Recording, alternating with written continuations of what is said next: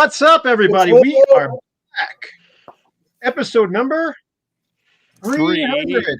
300. So happy anniversary, happy whatever it is to us. I don't know what it is. It's a lot of episodes. Happy 300th episode. I can remember actually doing episodes from the front seat of my car because I got stuck in traffic. Yep. But we still did them. Yeah. So, but we invited some guests on today. We've got down the bottom corner there. We got George from George G's Room of Rock. I'm sure you guys know him. He's been on the show many times. And then up in the middle up there, we've got Blackmore Rules from Blackmore Rules. That's the name of his YouTube channel, but we'll be calling him Greg. We all know him. We all know him in the VC as Greg the Egg. So I don't know where that came from. Where'd that come from, Greg? I did a radio show for a while, so I didn't want to say you're listening to Greg on the radio. It just sounded boring. So, here's Greg the Egg on 88.7 The Fur, because it was CFUR. So you had to say The Fur because it's CFUR. But anyway, that was my little whatever. I always wondered where that came from. Yeah. It's stuck, apparently, because everybody's doing it. And of course, as usual, we got Kevin Colehouse up there, the old metal rocker, 67 just went up, right? Jeez. Yep. That's old. And then down there in the bottom, we've got the founder of the show, Carcass John. And then we were supposed to have another guest tonight, but he couldn't make it for whatever reason. So it'll just be the five of us.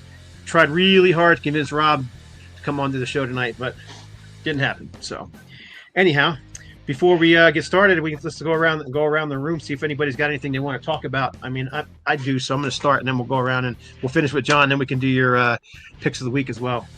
So anyhow, I just wanted to, first of all, if you didn't pick up this yet, I'm going to switch myself real quick just for a minute because that stupid logo's in the way. There we go. So if you guys haven't picked up the new Harrison record from the guys from Hyrax, I see back there, and it's nearly sold out. I don't know if there'll be another vinyl pressing. There's plenty of CDs, and there'll definitely be more CD pressings. But for that orange vinyl, they're almost gone. But the big one is Patriarchs in Black came in early, and they're shipping early. So if you pre-ordered it, you're getting it quick. Every song on here is a deep cut, but every song on here is freaking awesome. So Super Czar, Black Sabbath, Strange Ways, Ace Frehley from Kiss. Actually, it is Kiss. Destroyer, Twisted Sister, Immigrant Song, Led Zeppelin, Hotter Than Hell, Kiss, The Chase is Better Than the Catch, Motorhead, Snowblind from Black Sabbath, Dragon Attack by Queen, The Ocean by Led Zeppelin, Almost Human by Kiss, which is definitely a deep cut, Games Without Frontiers by Peter Gabriel, and Show Them Your Power, which is a Patriarchs in Black original, but that's what's on the vinyl. The CD actually has the same track listing, except it's got 3 bonus tracks. It's got Kashmir from Led Zeppelin, Dead or Dying, and This Damn War, which is 2 songs from Patriarchs in Black. So the CD's got additional tracks that are not on the vinyl. But anyhow, you can pick those up if anybody's interested at the No Life Till Metal Records or rocksrecords.com, or you can get them pretty much anywhere. They got them. They should be on Amazon, if not already, and eBay and those other places. Anyhow, little self-promotion for the No Life Till Metal label, but I'm excited. These are the first 2 releases of the year, and both of them are fantastic. I really like both, but y'all know that I'm a Patriarchs in Black fanatic, so that's that whole album kind of came out because those guys just like to record covers, and they like Dan Lorenzo, guitar player, would just send me tracks here and there. Check out this cover, check out that cover, and I'm like, why don't you do an album of all these covers? I don't know, never thought about it. I'm like, well, let's do it. So we ended up doing an EP. What was it, last year? I think the EP came out, and the EP's got songs that are not on either one of these albums. So the EP's not, the EP's got some good stuff on it as well. But then this year the full length came out, so it's all covers by Dan Lorenzo and I forgot his name, drummer from Typo Negative, Johnny Kelly. Johnny Kelly, yep. Quiet Riot. Rob Duke sings on here as well. There's all kinds of different singers on here, but Rob Dukes actually sings Strange Ways from Ace Frehley. Does a good job at it, I think. All right, man. I'm going to put myself back. Anything you want to talk about before we get into the show, that Greg the Egg. I keep wanting to call him Blackmore Rules. Greg. Okay, yeah, a couple of things. One's good news, bad news situation. One, I just found out I get to go on dialysis because my kidneys are kind of shot. But then that gets me in line to get a living donor or a dead donor next. But that's the kind of bad news. Good news, bad news. But the good news part, we're in this Snoopy Grey Cup, because in the Canadian Football League, we have the Grey Cup. You guys have the Super Bowl. But I have one NFL shirt. I have tons of hockey shirts and tons of CFL. But I mean, for football, the only shirt I have for the NFL is this team. Oh, the world champions. Go Seahawks. The Seabirds.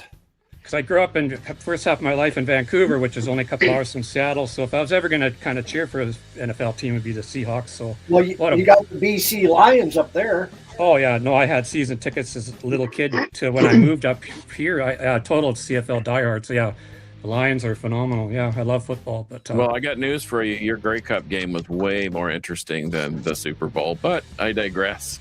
And Green Day was boring. Haven't even talked about the wonderful halftime entertainment. Green Day was good. Yeah. Okay. You can. I'm not a fan of Green Day. Your opinion. Well, I like them better than the other guy, whatever his name was. The Bunny. Oh yeah. Bad Bunny. Bugs Bunny.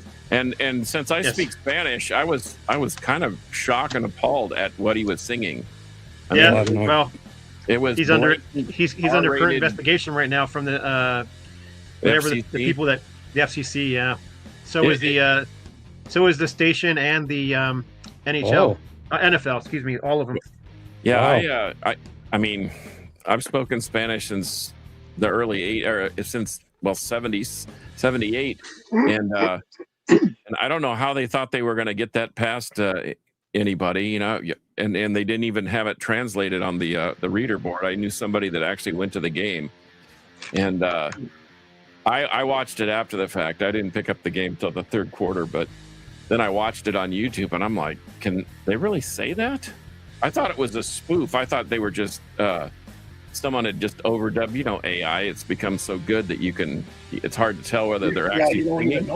And I'm like, dude, I'm pretty dialed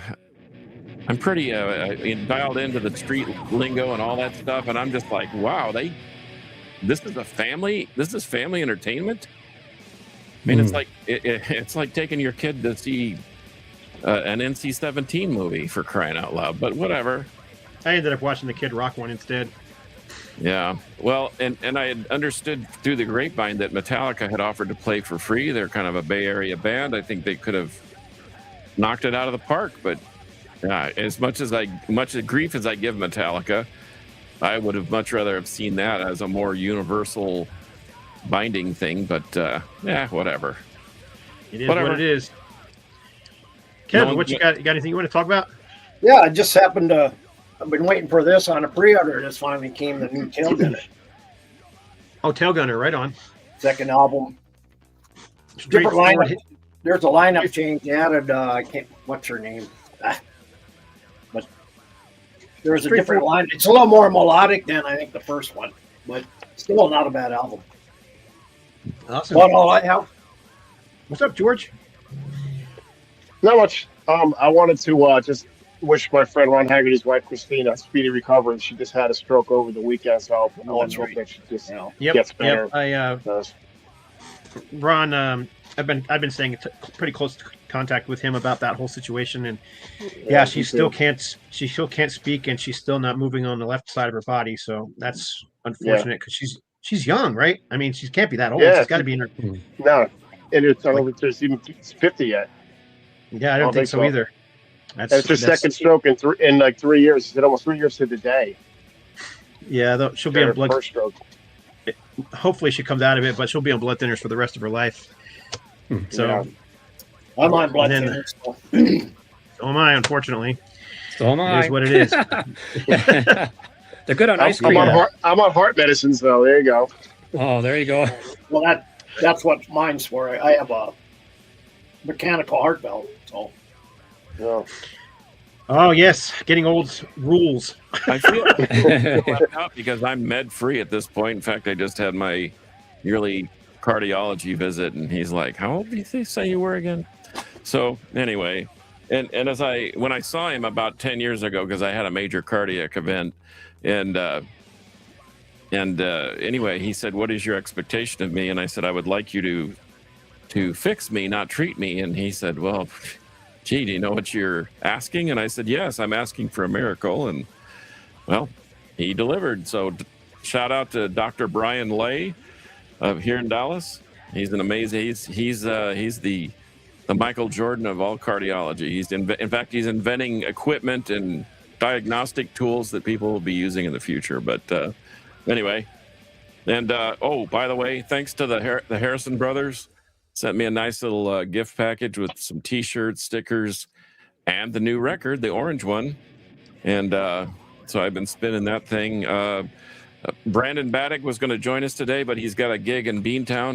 He's a stand-up comedian first and a metalhead. Well, might be a metalhead first and then a comedian second. But he had a gig in Boston tonight. And then we can't leave out Brett Stallcup from Stallcup Law. He's he's our main sponsor here on the Metal Roundtable. So anyway, and Greg the Egg, dude, I've been really, really enjoying this. And so thanks a million. This thing is amazing. I hadn't heard all the I hadn't sat down and listened to all the other tracks, it's basically the 4 days of recording and so forth. So it's been really nice. And plus the Steven Wilson mixes are just phenomenal. And our local record store had the Steven Wilson made in Japan on vinyl. So I got it. And I dare say that the CDs almost sound better? Anyway, but the Blu-ray is really cool. It's an amazing thing, and thank you for the gift. And that's all I have. Right on. Yeah. Well, then before we get into the show, let's get into this.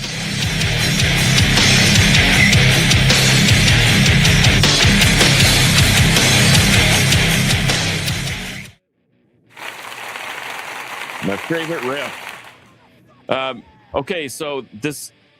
First of all, I don't know why we do this to ourselves. Like pick 5 records to go. Yeah, this was. Are you nuts? So, yeah, you crazy? Wait. Whose idea was it? I don't know whose idea was it. Oh, it was mine, wasn't it? I was going to say top 20, but 5. That was difficult. So my list changed about 24 times.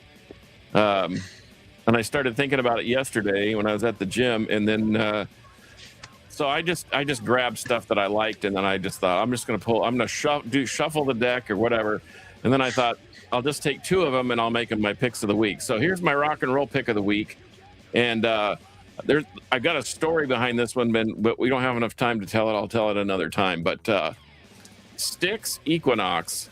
Ah, yes. I know people like the first 3 are really good. The wooden nickel releases. No, that's better. Man, this thing is torturously good, and this just happens to be a Japanese half-speed pressing from Canada. Oh, wow. So apropos that I would be showing that one, and just to keep the Canadian vibe going. If you don't have this in your collection, you need to have your head examined.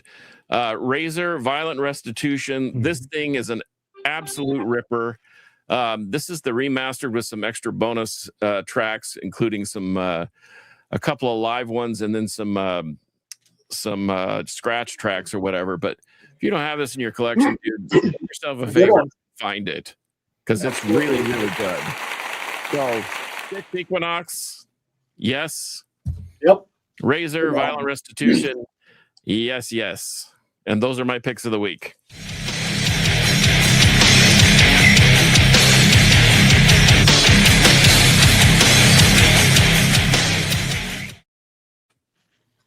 All right, let's get into it now. So to torture ourselves, we had to pick 5 albums. If we'd only take 5 albums onto an island, what would those 5 albums be? And man, I had the same trouble you all did. It was like picking only 5 was nearly impossible, but I managed to do it. But we'll go around the queue like we normally do, but we'll start with Greg's right there in the middle, and we'll go around clockwise. Okay, I kind of did it in an order where this would be number 5, and I'll work up to number 1. Yeah, Kiss Alive. It's making it into the top 5. Every single song, every single minute. One of the few drum solos I can sit through, and it's a perfect drum solo. Just everything about it's perfect. The graphics, I mean, the pictures, the sound quality. I mean, I always used to stare at this picture. I used to stare at all the pictures, have them on my wall, and I don't know. Just because we've got so much to show in a short time here, but I'll just keep it short. But that Kiss Alive for sure is. And, actually, the last. I used to play that in my 8-track player. Yeah, for sure. And actually, when the BC Lions won the Grey Cup in 2010 on my radio show, I asked if I could play this album, like a whole album, just as a party. I thought, what's the greatest party album I can think of in my whole life? You know, of course, I went through Made in Japan and everything, and I ended up picking Kiss Alive. If I had to boil it down to pinpoint, Kiss Alive was the one if you're going to have celebrate a Grey Cup win. But anyway, there you go. Yeah. 8-track of that's Ace cool. Frehley. Okay, anyway, I'm done there, so we'll move on. What you got for us, Kev? All right. Was a huge Doors fan growing up. Loved the Doors. Still love the Doors.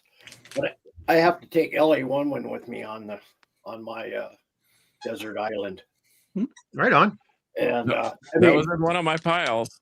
Yeah, you can't go wrong with that. I mean, it's got Love Me Madly or Love Her Madly, Changeling, LA Woman. I mean, there is not one bad song on here, but fantastic band. And I actually got lucky and I found an original. Is that the die cut one with the little yellow window? So yeah. Sweet. These are virtually impossible to find nowadays, but got lucky. But that's what I take. My number, whatever number, 5 of them. But that's all I have on that one. Right on. What you got for us, George? Well, this is, like you said, tough. I kept bumping this one off, and then I'm like, well, I have to pick an album with one of my favorite singers. So I picked Heaven Hell. Yes. Nice. Black Sabbath. Had to pick a Dio one. I was like, how can I not? It's my favorite album. Probably my favorite album he sings on. You know, so it's a fantastic comeback for the band at the time. But excellent. That's my number 5. I think it was hard to do rejuvenated not only by Dio, but wasn't Geezer Butler doing a lot of the writing on that album and probably all the lyrics, I think. Something like that. You could definitely hear the bass. You could definitely hear there's a ton of great stuff going on with the bass playing on there. So let me ask something. Are we all going to the same island? Hopefully that way we'll have that way we'll have 25 albums. Right. We'll have 25 albums anyway. Well, yeah, that's what I'm saying. So if you pick something I've already got in my hand, then I'm going to go ahead and slide over, and I got a couple of backups. But okay, if I go to the island, I'm taking Robin Trower, Bridge of Sighs. That's a great album. And I got this. This is the 50th anniversary edition, and it's actually got a second record with Live at the Record Plant in Sausalito, the 29th of May, 1974. So I figured I doubled up and got a little live action going too. So Robin Trower, Bridge of Sighs, got to go. And he's still going strong. Yes, he is, and his most recent record is phenomenal with his lady singer. I really like it. Okay, didn't Tal Wakenfield, didn't she go tour with him? Whoa, boy, I don't know. I thought Tal Wakenfield was a bassist. Oh, the gal that used to be with Jeff Beck? No, I don't know, but I know the name. I thought she was with Robin Trower for a few tracks. Maybe it was Jeff Beck, but I thought it was Robin Trower. But anyway, right on. My first pick is going to be. Oh yeah, Rising. Just one of my all-time favorite. I noticed that as I was looking for my all-time favorite albums to do on this thing, like 5 albums that I want to bring, most of them I have Japanese pressings of, which that kind of tells you right there that I'm a big fan of them, and I have like multiple copies of these albums. So, but yeah, another album. Same thing with the guys. Like, man, I got to pick something from Dio, one of my favorite singers. And then I really wanted to pick something from Deep Purple and Richie Blackmore. So Rainbow Rising is one of my all-time favorite records. I got a 5-foot banner hanging on my ceiling over here on the wall. So I was like, yep, got to include that one. So anyhow, yep, Rainbow Rising. There's not a bad song on here in my opinion. I know some people don't like 20th Century Greensleeves or whatever they call it on here. But Do You Close Your Eyes? That's the one they don't like, right? But I love the whole album, including Do You Close Your Eyes. Stargazer is just like otherworldly. Is Light in the Black better? What's that? Is Light in the Black better than Stargazer? Maybe. The whole album is just so good. It's just hard to pick one. I mean, Tarot Woman, Starstruck. I know. Well, if you I think Light in the Black is better.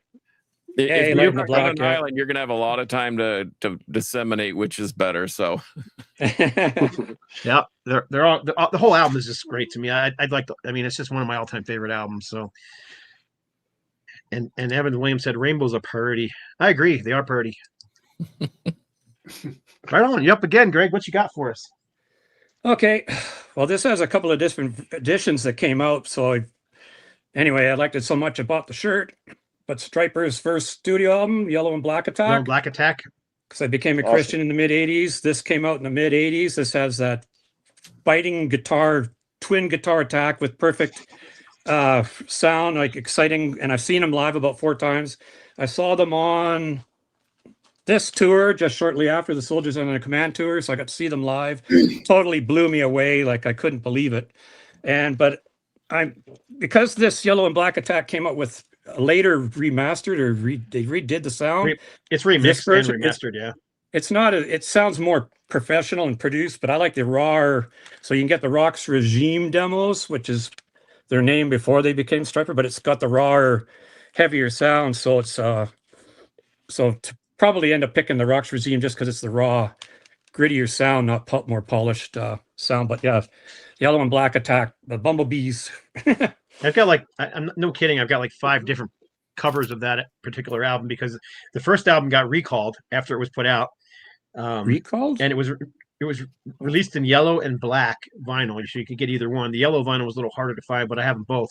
And the reason they got recalled is because the original one has. Do you have the one with the pictures with all the bombs on there, the missiles? Oh, the cover. Yeah, the cover. They squished the cover wrong. They squished it. Yeah, they enlarged the cover too much, and they ended up cutting off one of the guys' names off the rockets. So then they recalled those, they repressed the covers, and put it back out again. So I have one of those. And then of course there was the remix version that came out with the round cover, which sucks because it doesn't fit into your record sleeves right. And then finally they came out with one that was in the regular square sleeve that I scored. So anyhow. I like that record too. They have a little bit of reputation on this show. We usually call them the band that shall not be named, but yeah, good album. Greg, so thanks. I had to be honest. I couldn't lie. I wasn't going to lie when I was on here. I was sort of out on the ledge with those guys, but then I saw that they did a video about what was that? About 8 or 10 years ago, live at the Whiskey. Yep. And dude, that thing is awesome. I mean, it's heavy metal at its pinnacle, I think. And then plus that covers record that they did where they did Kansas and some others. It was fantastic. I got to give them credit. Musically, they're wonderful. Personally, we may have, the jury may be out, but that's the beauty of having freedom to choose. So we'll just move on. I'll stick up. I've met all the guys in that band, and Robert Sweet and Oz Fox, super, super nice guys, man. Really nice. I got along with them really well.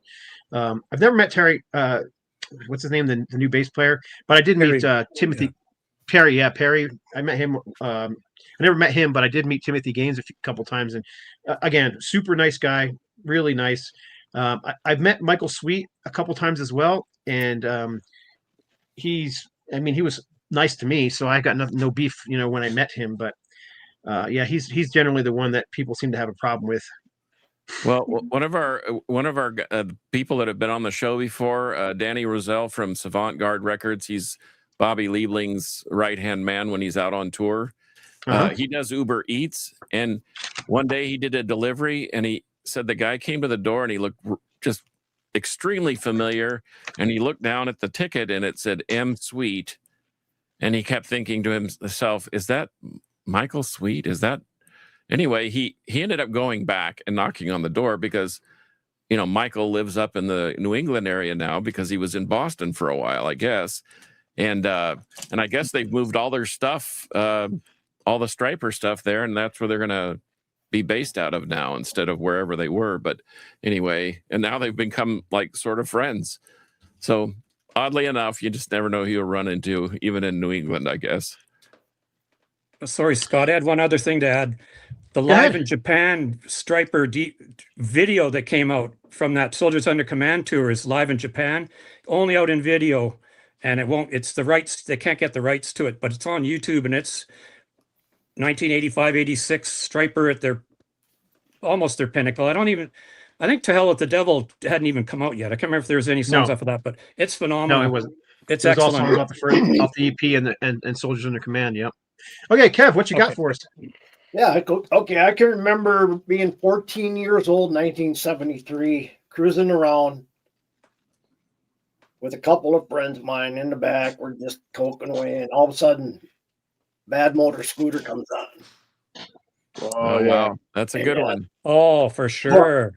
I had that one in my hand. This is such a monumental album, I think, in my opinion. Mhm. I mean, Mm-hmm. with this, this is just absolutely a kicker. I think And I think at the time, I think we were playing it with cassettes.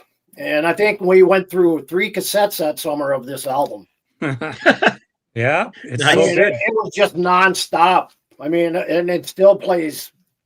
It's still as fresh today as it was back then. Mm-hmm. Amen to that. right on. What you got Killer for us, album. George? All right, this one is another one that I had to put on here, and it was tough to pick which one, but this is my favorite one. So I picked Stained Class. Nice. Judas Priest. Whoa. Good choice. My favorite songs on here is with Saints in Hell, which I actually saw them play it live when I saw them a few years ago, I almost which I picked never that. played it live. Oh, It's if you ever get a one of my chance, favorites. check out the Fates Warning cover of that song. It's freaking fantastic. I have that. It's on there. One of those Yeah. tribute albums, right? Those are really big back in the '90s. I got a bunch of them. Yeah, me too. I like From whatever. I still like them. There's one I had from AC/DC and Joe Lynn Turner singing Back in Black. You wouldn't even know it was him singing it. Yeah. Because it's not like his usual. He's singing it in like a rough voice. I'm like, this is Joe Lynn Turner. Hmm. It's amazing. You'll check it out if you get a chance. Anyway, Marcus. that's it. Okay. Well, I'm going to slow things down a little bit, and this has all sorts of texture and meaning to me. But Pink Floyd, Dark Side, or Wish You Were Here. Right on. Everybody wants to go to the dark Good side one. of the moon, but I prefer that one too. and this is a MoFi recording or a half speed master, and it sounds really, really, really good. I do have the remastered reissue, but I thought I'd just take the MoFi one since I don't play it that often. But so that would be my number 4. Number 4. That one has pigs on it, doesn't it? No, that's That's Animal. the other. Yeah, okay. Yeah, this has got Shine On You Crazy Diamond parts 1 through whatever, and then That's a cool shirt, man. yeah, that is Sorry. a cool shirt.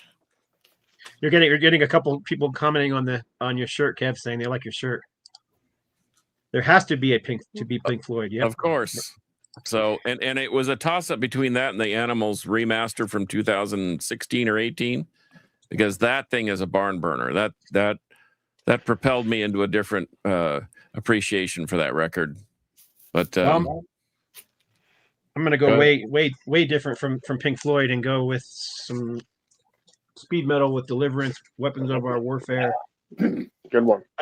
I've played this album so many times it's ridiculous. There was a point in my life when I was listening to no secular music, and all I had really was Striper and a handful of other albums, and then I discovered Deliverance, and I was like, damn, that's what I'm talking about. Mhm. And that's pretty much what I just love this album. I've actually worked on this album several times. I think I'm not even exaggerating. I think I have like 15 different vinyl pressings of this. This being the most recent one, that's a double album set. Side C and D are all demos from the album, and then one track that was recorded for the album called Rescue that wasn't put on the album. It was held back because the producer didn't feel it fit on the album because it was a little more melodic, but it's a great song too. Anyhow, Weapons Over Warfare, Deliverance. Love the album cover, hand painted. No AI used there. So, sorry guys, forgot to turn my phone off. Anyhow, speed metal, thrash, whatever you want to call it. I don't know. It's got clean, soaring vocals, so it's not a headbanger. Yeah, I don't know. The band calls themselves speed metal. Everybody else calls them thrash. Whatever you want to say. It's one of my all-time favorite albums. I just call them good. Yes, because they're really good. Yeah. So before we go to anybody, we got a question. Anybody recall Kingdom Come? Yeah, I do. I mean, they were kind of Gary Moore wrote a song making fun of them called Zepp clones. I saw they were on the that Monsters of Rock with Metallica, Dokken, Scorpions, Van Hagar doing their first tour. Mm-hmm. Oh, Powerage, yeah. That's a good choice. Yeah. Hey, Francisco, just make a note. Francisco from Joaba is going to be on with us next week. Well, I win because Shannon Fry approved. So what? That's amazing. Right on. So I win the prize. It's hard to fight on. It's hard to go to the parking lot with Deliverance. That's just really good stuff. Well, it just depends what album you're talking about because they're all over the map musically. But yeah, those early speed metal albums. I could have just as easily gone with the first album. I like them both. But anyhow, all right, you're up again. Okay, we'll just go with some Ritchie Blackmore's Rainbow DVD style because this hasn't come out on a CD, which is criminal. It's the Live Between the Eyes tour. Or it's called Live Between the Eyes because it's a Straight Between the Eyes tour. Joe Lynn Turner era Rainbow. I know. I don't even own any studio Joe Lynn Turner Rainbow because I know it's not compared to Rising. There's no comparison. But live, those songs, the Turner era songs sound really good. The quality of this footage is fantastic. Bobby Rodinelli of Blue Oyster Cult fame and Black Sabbath fame on drums, and the singing's excellent. And Blackmore, like this, look at the label, nothing. But Blackmore happy, and everything about the soloing is just unbelievable. Like Blackmore almost at his finest. So I'll go with Rainbow Live, but I have to have live Rainbow Live Between the Eyes. You're up again, Kev. Well, why do you know I'm a huge Tommy Bolin fan? I mean, I got everything and anything you could ever imagine from the guy. I remember the Teaser album when that came out, and I really loved that album. But when the second one came out, Private Eyes, I think it took it to another level. I think the guitar work on this is so phenomenal that, I mean, it's a shame that he died so early, young. But I mean, if you've never heard this, check out Post Toasty. Absolutely great. It's about 9 minutes, runs about 9 minutes, but tragically, after this album, he passed away. And but one of the underrated guitarists of all time, in my opinion. The guy was so versatile. And I saw him in Deep Purple. You did, huh? Oh God, really? Wow. Coverdale, yeah, Coverdale and Hughes and Tommy Bolin. Wow. No offense, Blackmore rules. No, I've been listening. There's on Facebook. It pops up all the time. It says Tommy Bolin fan page or something, and they remix all this stuff from Come Taste the Band, and they eliminate half of the instruments, so you really hear how great the stuff Bolin does. That it gets buried, in the noise. With the Bolin, after he died, his brother kept his legacy going with the Tommy Bolin archives, which amounted to like 30 CDs of unreleased material. Wow. It still keep coming out more and more, and it's just, I don't know, it just never quits, but I don't care. I love it. And if you say Tommy Bolin, you've got to say Moxie's first album, the Black One, in the same breath, because that's a fantastic Canadian album from 74 or 5 or whatever it was. So But that's a controversy between band members and Tommy Bolin. Tommy Bolin initially wasn't supposed to be on it, but there was some mix-up with the guitar player, and he was invited to play on that, so that's how he got on Moxie. Yeah, I've interviewed Moxie, and the guitarist Earl Johnson had a feud with the producer or whatever, and so he happened to be in the next studio, so 3 or 4 songs, it's Tommy Bolin. Yeah. Good stuff. You're up again, George. All right. This one is one of those albums that I listen to, I was maybe every couple of years I listen to, but every time I put it on, I'm like, damn, I love this album. It's Led Zeppelin 2. I don't know what it is about this one. That just every song I'll sit there in the car singing every song to it, top of my lungs. And also Robert Plant is also one of my favorite singers too. But I mean, every song I like the drum solo. I don't mind Moby Dick at all. People something put it down, but it's John Bonham. How can it be bad? So because it's not bad. I like it. It's not. Bad, it's great. And it's short enough to be tolerable. It didn't go on for 15 minutes, but good point. I'm glad you got that one because I had it in my hand and I thought, am I going to waste a pick here? But thank you for bringing that to the island because now I'm about to shock the entire world with my third pick. The B-52 first record. Hell yeah! And this is a MoFi recording too. I think this thing it's like I told Brandon Baddock today. I said, I know this is going to shock some people, but I think when you're all by yourself, sometimes you need to laugh. And this thing makes me laugh every time I play it. It still holds up, like Kevin says. But I mean, come on, Rock Lobster, and then there's a moon in the sky, and it's called The Moon. If that doesn't make you laugh, I don't know what would. But anyway, I just think it's sonically brilliant. It's well written, and we're gonna dance this mess around on the island. Of course, we have to because we're gonna get bored if we don't. So there's my shocking pick, and then the rest kind of fall into place. Yeah, that album there is kind of funny. When I was growing up, we had our hard rocker metalheads and we had our punkers and the new wavers. And we kind of partied together one night, and a friend of mine played that album, and I was a fan ever since. Well, I used to DJ. I used to DJ in college, and when the place was dead, I would put on the B-52s, and all of a sudden it would just turn the place upside down for whatever reason. And my sister just saw them recently within the last few months, and she said it's still just like the 80s. And the second record, Francisco agrees with me. The second one is great too. So anyway, that's my shocking pick, and I'm going to stick to it. And I'll meet you in the parking lot if you want. But thanks, George, for bringing that up because that's my favorite. I cut my teeth on Zeppelin and Frampton. We're getting a lot of comments, so I'm just putting them up. If anybody wants to comment on any of them as I put them up, feel free to. So we got a lot more, but I'm gonna do mine and I'll get caught up with those. Ooh, it is a good one. Overkill, The Killing Kind. I just got that on vinyl finally. That thing is freaking hard to find on vinyl. I just went through the whole catalog and listened to that whole mid 90s to 2000 grouping that everyone's sort of forgotten about. And not I. No, I mean, some of it's just because I think that's why they're the most. I think that's why it's hard to find on vinyl. Those 90 ones are hard to find on vinyl. All the 90s ones. Yeah. Yep. Yeah.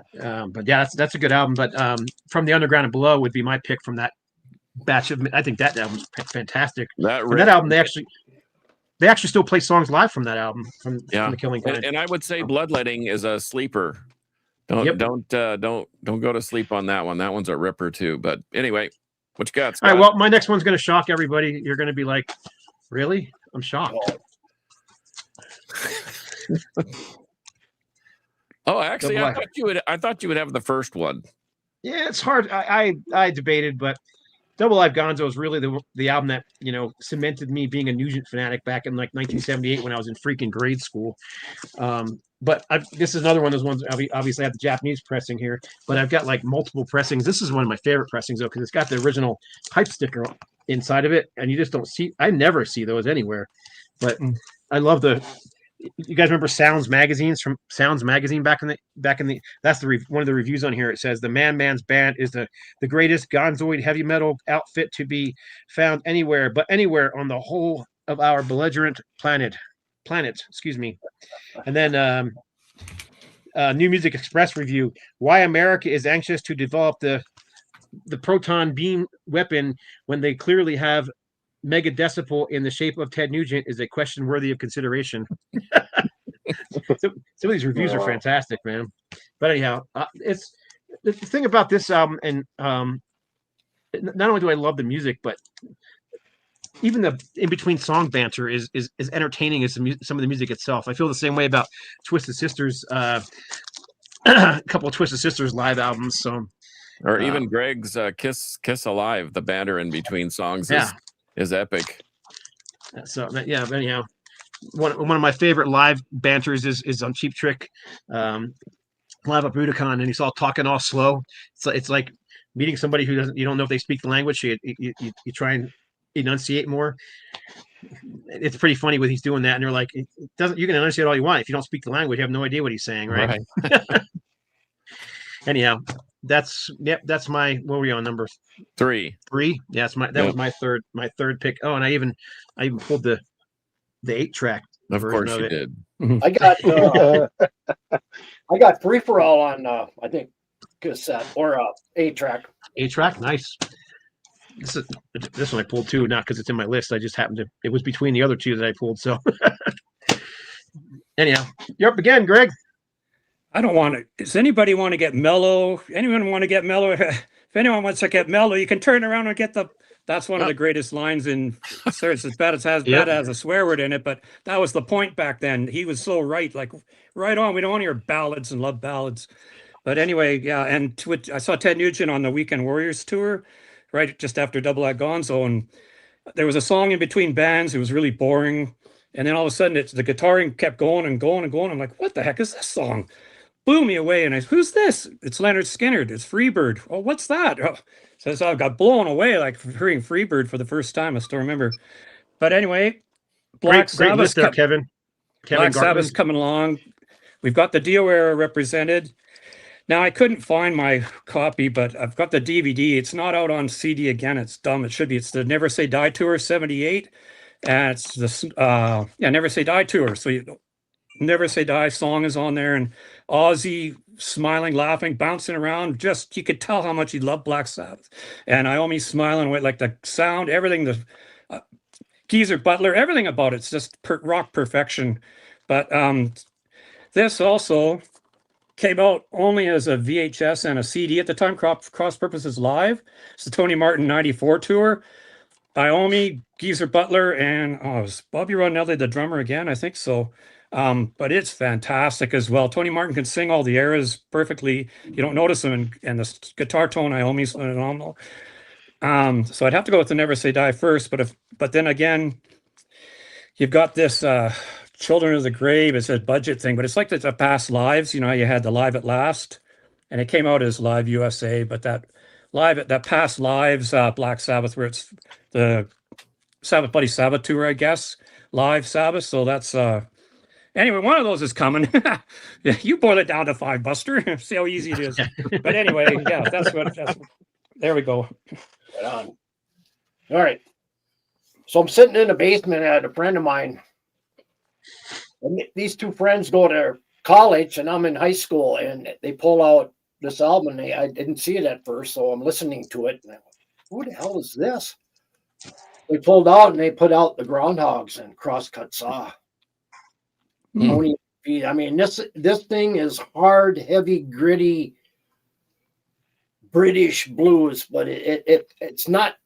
I think not your typical British blues. It's got more of a heavier edge to it. But I mean, Tony McPhee's playing on this is absolutely phenomenal. But this, to me, is their pinnacle album in their history. That's me, though. And they do have a lot of good stuff. Yep, I like that Groundhogs album. I have that. Matter of fact, I think you gave it to me. I probably did. So, George, number 2.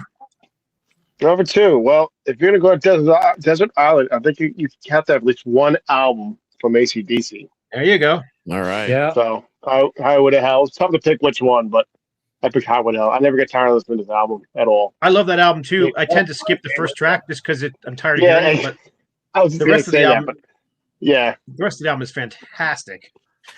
If You Want Blood's my favorite song on here. Probably one of my favorite songs by my favorite song by AC/DC, If You Want Blood. So that gives me like chills up my spine. I don't know why. It's just one of those tunes. Yeah, it's just a great song. Musical goosebumps to call it. That's it. That's it. Well, we had one mention for Power Age by AC/DC, so I can't argue with that one either. I love that one. This was one of my honorable mentions. Let There Be Rock. There you go. So, Nice. There you go. Yeah, I guess if you took the box sets with you, you'd be kind of cheating the system a little bit because it's not just one album; it's a multiple box of albums. But I don't know. We didn't set any ground rules, and 5 is impossible. That's an But interesting choice. yeah. Unleashed, Where No Life Dwells. That's not one I would have thought of, but It's not one I would have thought of, but it's hard to argue. That's a great record. Anything by Marshall Tucker? Sure, why not? How about this? Opeth, Pale Communion. And the only reason I say this one is because I think it's a perfect record, and it's kind of scratches the Deep Purple itch, because they sound like Deep Purple playing jazz fusion to me on this record. Michael Ackerfeld can actually sing, and I love the record. Every song is great. There's no filler. It's all killer, and the production work is just insanely great. So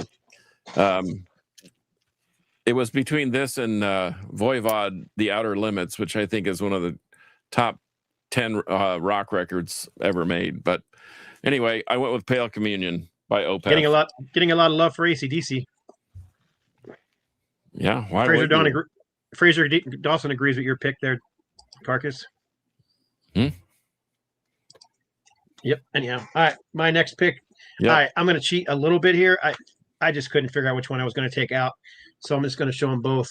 I'm going to swap myself real quick with, but it's got to be either Thin Lizzy's Live and Dangerous Or UFO?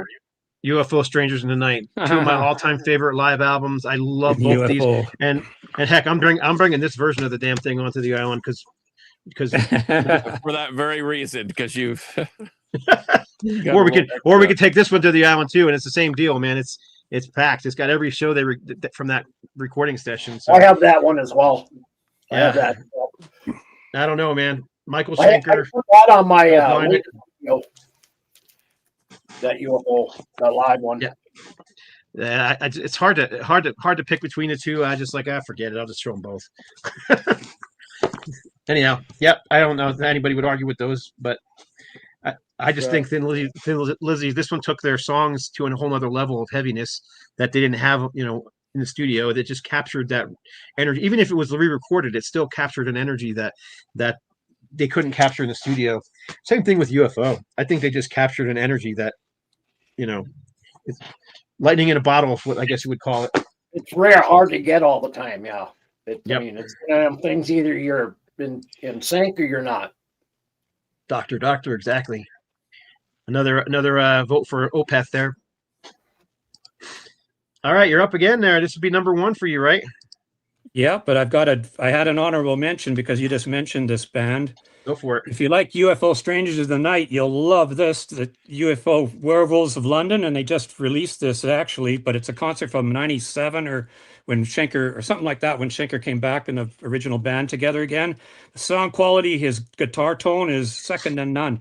Just a chunk, it might be a little beefier sound than Strangers in the Night, and there's a song called Push to the Limit that belongs on Strangers of the Night. It's that good, like I rated it that absolute A level, one of those little underground songs. But and then I think it's also on this UFO Covenant. I think it's the bonus disc, the live album.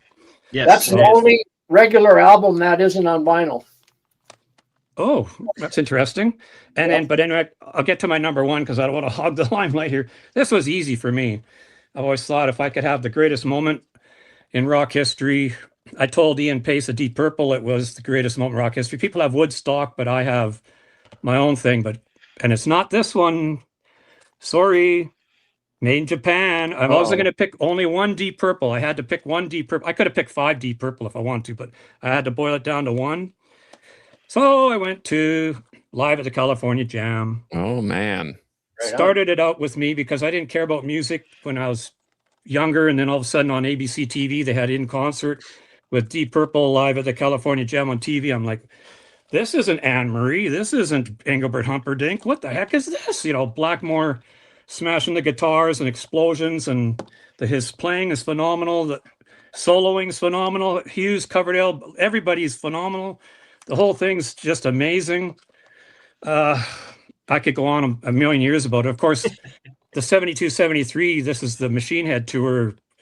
That's got to be a A1 and A, B, or B or whatever. I mean, that's so close. But it's just because of the theatrics with Blackmore on Space Truck, and it's the greatest moment in rock history. Dragging speakers off the edge of that giant stage and 250,000 fans. And anyway, I'll stop now. Jason McDougall sent us his 5. Alice Cooper, Welcome to My Nightmare. That was one that was in my pile. I took it off, but that's one of my all-time favorite albums. Judas Priest, Stained Class was also in my pile. Took it out. Elton John, Goodbye, Yellow Brick Road. It's a great album. Classic. Rush is a classic album. Black Sabbath, Heaven and Hell. That one was somebody showed that one, right? Rush? Black Sabbath, Heaven and Hell, right? Yeah, George did. I showed it. Yep, I thought so. And then Rush, Fly By Night. Yeah, I mean, that's Fly By Night. That's my second favorite. Yeah, Fly By Night's my second favorite. Yep. But this Rush ABC 74 is when Neil Peart just joined the band live in a radio studio. It's phenomenal sound. So you get Rush at the early Fly By Night first album songs, and it's just fantastic. The greatest album to me. But anyway, sorry. No worries. Rod Evans or Ian Gillan. It's going to be Ian Gillan for me. He's one of my all-time favorite records. Nothing against Rod Evans, but first Captain Beyond's pretty good. Yeah, it is. There's a lot of great. He's a good singer. Ian Gillan's just one of my all-time favorites. So there you go, Captain Beyond, right there. Yeah, all right. Nice. You're up, Kev. Number 1. So when I was in the Coast Guard in late 70s, I returned from Alaska, went in over to Duluth. I bought my first stereo system, which was a JVC system. And they set it up in the dorm where I was living on base. And the first album I ever put on was Hellbent. Oh, there you go. Awesome.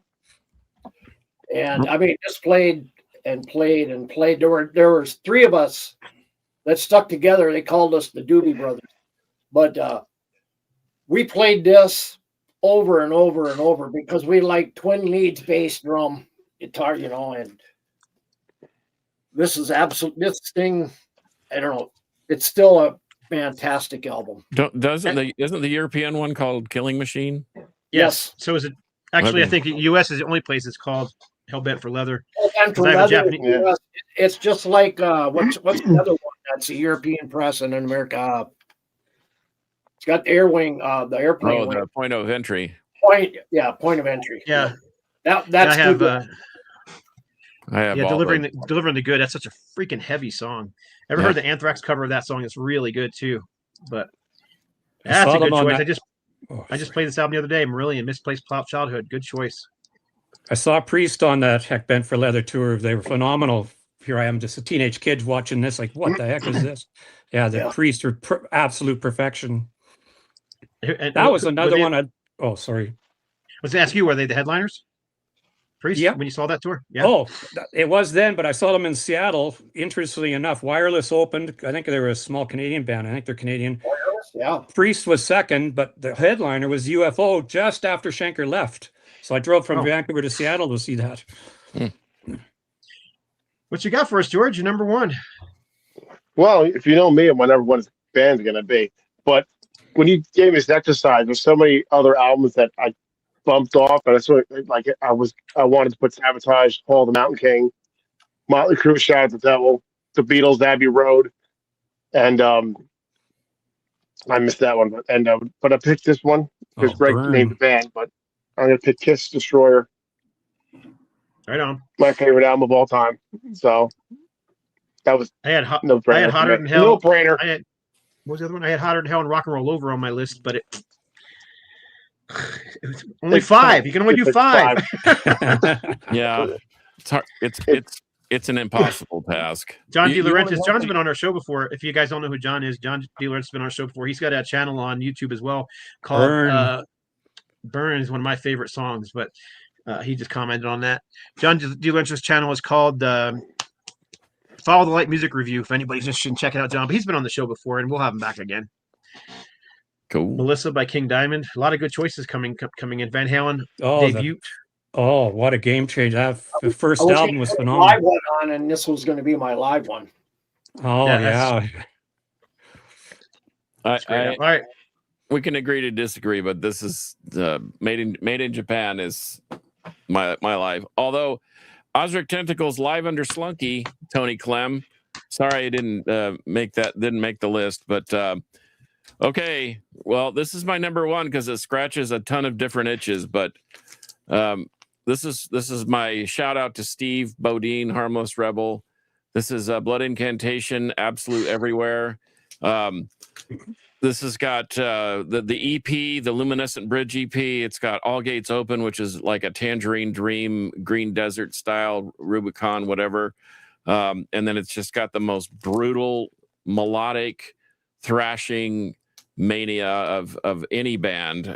If Pink Floyd, Malevolent Creation, and Gamma Side, Victims of Science all got into a blender, it would be this record, mixed up with a little bit of Tangerine Dream and a little bit of Osric Tentacles. So that would be that would scratch like the death metal itch, the Tangerine Dream itch, the whatever. It's heavy, it's melodic, it's well written, and I had a couple of others that I brought just in case somebody named mine. I would bring my sealed copy of the Black Sabbath first album. It's never been opened, but if I were going to an island, I would open it there. And then I couldn't leave out the Scorpions. Oh, yeah. Lonesome Crow. Wow. And I've got 16 different covers. It's got a bunch of, and I don't have them all, by the way. There are still other pressings that I'm still looking for. But so anybody, if you're a Scorpions collector, let me know. But anyway, once again, it's an impossible task. So Scott, what do you got for number one? All right, number one. I know this is not going to surprise anybody, the band, but the album might. I don't even know if this is my favorite album from this band, but I went with "Toys in the Attic" by Aerosmith. Yeah. I would have guessed Rocks. Good one, you bet. Rocks is generally my favorite album, but this is kind of the album that made me an Aerosmith fan when I was literally in grade school.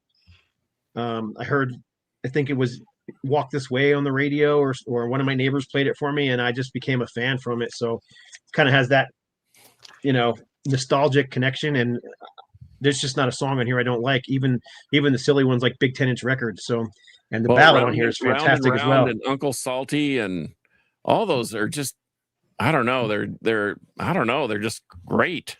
Yep. I even like the ballad, You See Me Crying. Yeah. That album there was my intro to Aerosmith, and then it went to Get Your Wings, and then it was Rocks, and then we kind of went backwards. Well, Get Your Wings was the third record I ever bought as a kid, so that does have a special place in my heart. But yeah, I mean, if I would, this one in Rocks, I don't know, Draw the Line, Get Your Wing, all those 70s albums are favorites of mine. So did you guys see that they're releasing a box set of the first Aerosmith record with unreleased studio stuff that they done on that album and stuff like that? It's like a 5 album set, three or 4 CD set, depending on which one you get. I sent you a link to that. You did. Wow. I showed my wife, and she's like, "That's expensive," and I'm like, "Yeah, it is." And she's like, "Go ahead and buy it if you want it." I was like, "Yes." So A anyhow, lot of bands are doing that. I just got a notice about Yes and Tales of Topographic Ocean from Topographic Oceans, and that's going to be like a 5 album or a 6 album set or something with a Blu-ray and Stephen Wilson mixes and blah blah blah blah blah. yeah, I just recently picked up this one here for a really, really good price. It was like, Oh, Let It Bleed. Yeah. Oh, that's Yeah. the box set too. yeah, it's the box set. Wow. So it's the same kind of deal. It's got different mixes, and It's got some 7-inch singles in here. This thing's a big old fat thing, but it was not overly priced. I'd like to get some of the Kiss ones, but damn, I can't afford those things, Yeah, man. They're so expensive. Sort of have to enjoy what you have already and cut your losses. But yeah, I pulled the first 20 records that I ever purchased as a 13-year-old kid some 50 plus years ago. And, you know, 2 Black Sabbaths, an Aerosmith, Speaking of rocks, Grand Funk, Deep Purple, Machine Head, Deep Purple in Rock. It's just, man, talk about nostalgia. It's fun to go back and just have the time and the opportunity to sit down and listen to that stuff. But it's 5. Are you guys 8-track tape enthusiasts? Is that outside cover, the cardboard portion of it, is that an actual one from Columbia? That is a Columbia House. I was going to say that's a Columbia House pressing. That's what I thought. So this is one of those. Is the tape gray? Can you tell? No, it's black. It's stuck in here, but because they were like a dark gray, all of them. Even when those Chrysalis ones came out, like Robin Trower, Jethro Tull, they had the lime green. So I guess it's kind of gray. Yeah, that looks like that's a dark gray. Yeah, this is dark gray, and there's no barcode or anything on it. So yeah, all those Columbia House had the generic looking packaging.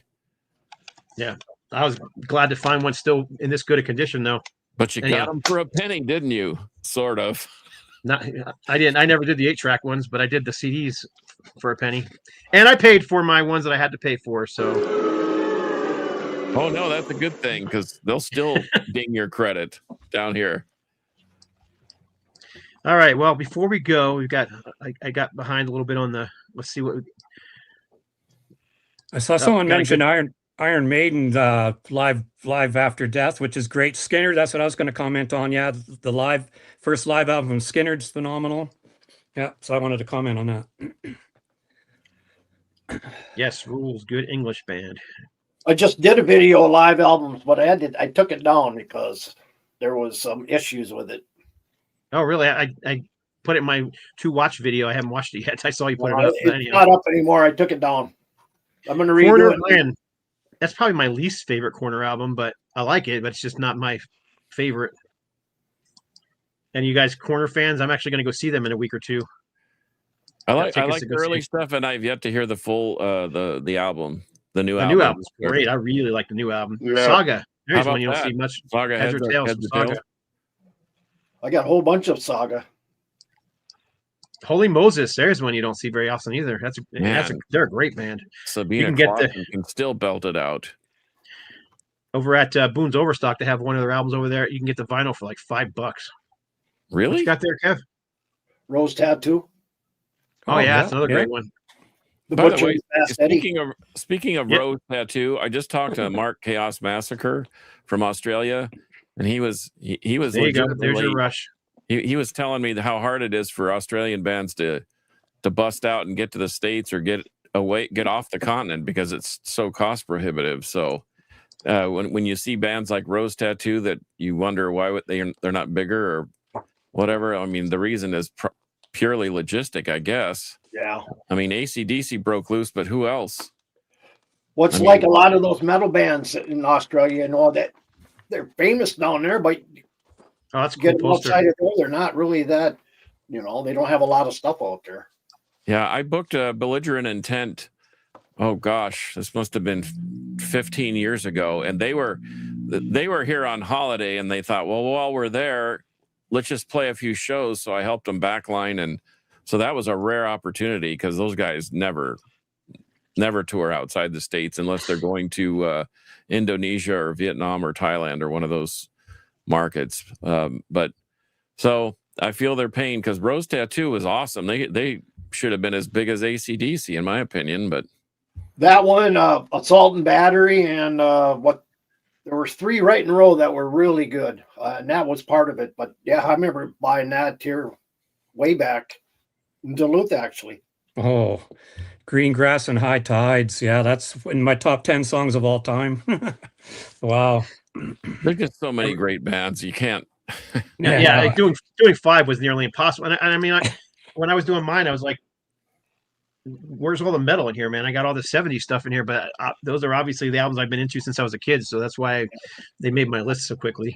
I had one There you go. that was close. I was going to add this Ice Dirt Dark Saga. It was one of my favorites. That's awesome. That's a great album too. All right, well, we're at the end of the show. We're already over a little bit, but that was fun. We actually got through all. Doing 5 was probably good. If we had more than 5, we never would have made it through it. But A top 20 show would have put us here till next week sometime. Yeah. I want to thank our guests. So we've got Greg the Egg up there, Blackmore Rules, Seattle Seahawks, who won the Super Bowl. That was the most boring Super Bowl I've seen ever. I never watched it. I'm not a football fan, so it was kind of pulling teeth for me to watch it to begin with. But when your whole family's watching it, you just sit there and watch it anyhow. But in any case, you can find him on YouTube at Blackmore Rules, all one word, right? Yep. That's what I thought. So appreciate you coming on the show. Thank you. And then we also appreciate George from George G's Room of Rock. I don't know. I might have added him to our, I'm pretty sure I did, actually. Let's see. Our regular lineup. Our regular lineup. So there you go. Wow, He's look got at that. He's got a locker in the round table. I hit the Yep. big time. Yeah. That's like getting a he gets hockey the M&Ms. card. Or, He gets the bowl of M&Ms with no green ones in it. Yeah. George has got a rider, no green M&Ms. And yeah. then we got up there in the upper corner there, Kevin Colehouse, Old Metal Rocker 67. That's where you can find him on YouTube. Where else can they find you at, Kev? And you can go over to Facebook, over to Metal Uprising, and that's where I do a lot of work over there. So check it out. And then you can find John over at Instagram, at Carcass John Art. And you can also find him at 128 DB Rock. In fact, tonight at 10 o'clock, I have a new episode of Carcass John's Alter Ego, and it is going to be a deep dive into the early 90s. And then next week he's doing his all B-52s show. So don't All forget about that. B-52s all the time. Yep. 6060-842, and we're coming for you. You can find me on Instagram at No Left to Metal. You can find me on Facebook. You can find me on YouTube. You can find me pretty much everywhere. Just look under Scott Waters and No Left to Metal. So that's it. So appreciate everybody watching. We had a lot of people watching today, and I did my best to keep up with the comments. There's still more. Slayer Hell Awaits. There's another one. Scorpions She's a woman. Blackout. She's a Woman, He's a Man. Great song. Yeah. Halloween Tales of Terror. Great thrash album. Appreciate it. So yeah, everybody's saying do a part 2. We're getting lots of do part 2s here. So maybe we will. Maybe we'll do a part 2, but we'll do like more 6 through modern 10. albums. More stuff. Huh? Newer stuff. Yeah, we'll do maybe newer stuff because everybody kind of showed the older stuff, which is because we're all old. We're all in our 30s, so Of course. 39 never looks so good. I wish. Yeah, right. All right. Well, as Jeff Epcoin just said, hail and kill. Good night. So for episode number 300. 300. Episode number 300 of the Metal Roundtable. Metal will prevail. Oh, I got it wrong. That was a good growl. Whoever did the growl, I liked it.